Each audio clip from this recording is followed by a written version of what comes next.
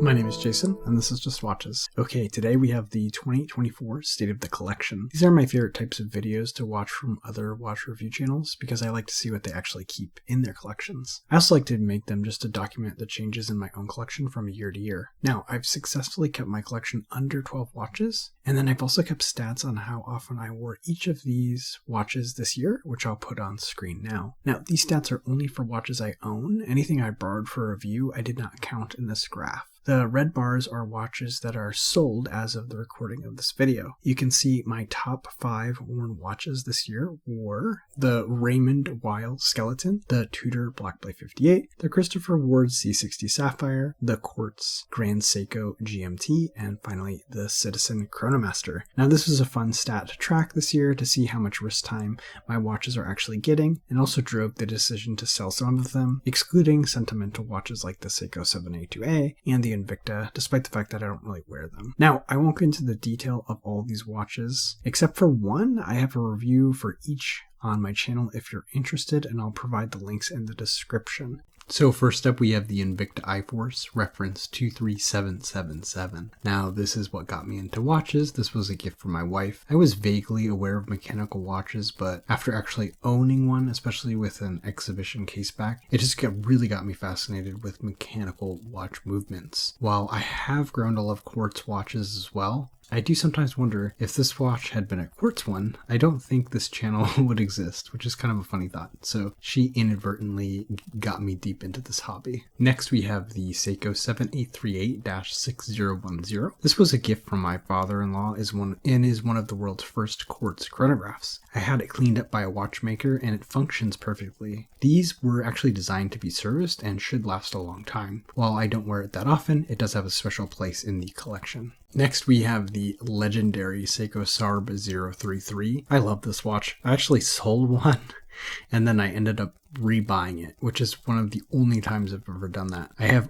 only really truly missed a few watches after selling them, and this is one. And yeah, I just had to rebuy it, and I love this watch. Next we have the Seiko Sarx055. Now I don't wear it as often as I should. I love this watch. The level of quality on the hands, dial, and indices, as well as the case, which is all titanium, is really high. Then there's this super clear coating that basically renders the crystal invisible from certain angles and really helps the details of that dial pop. And then of course this was my wedding watch, so it also holds a special place in the collection. Next up we have the Casio EFV-100D. Now this is the edifice that has won all 4 of my Casio Edifice showdowns. I also don't wear this one that often, but I do hold on to it as the reigning champion. I really do gotta get another Casio Edifice and have another showdown soon.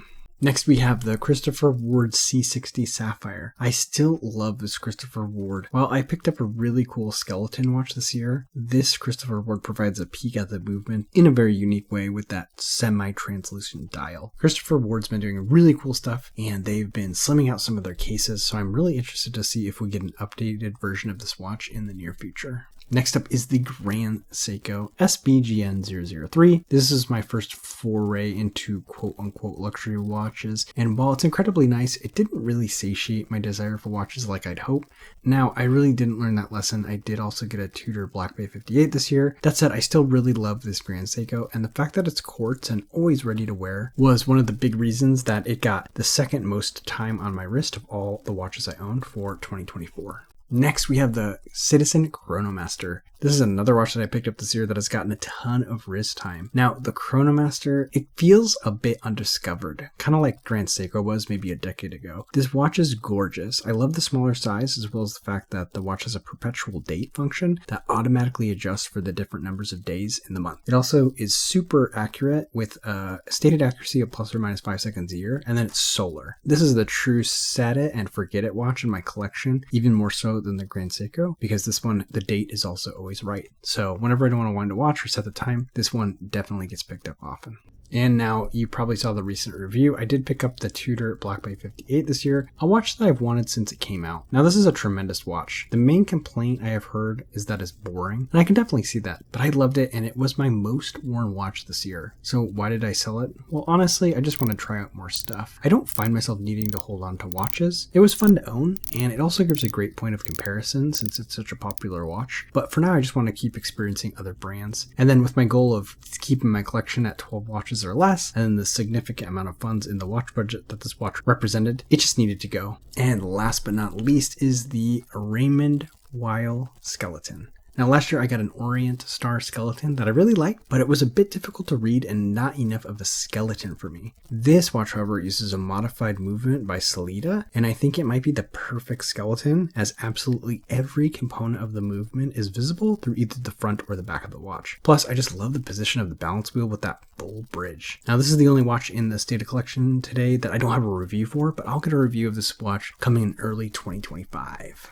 So there you have it, the 2024 State of the Collection. What do you guys think about the collection? Leave a comment in the comment section below. As always, if you enjoyed the contents of this video, please give it a thumbs up. And if you like the contents of this channel, I invite you to subscribe. That's all for this time. I hope you had a fantastic 2024, and we will see you in 2025. My name is Jason, and you have been watching Just Watches.